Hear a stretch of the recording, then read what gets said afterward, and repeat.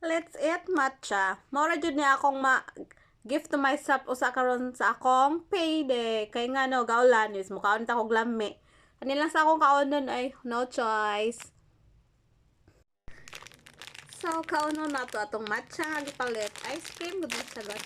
Matcha ice cream. Wala ba lamion man siya oy. First time na ko siya ikaon ha.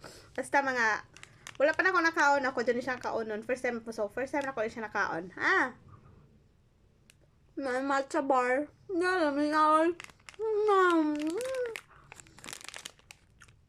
Kung siya nasa picture, mauna siya sa personal. Diba? Tinood siya. The scam. Tinood siya. So yummy.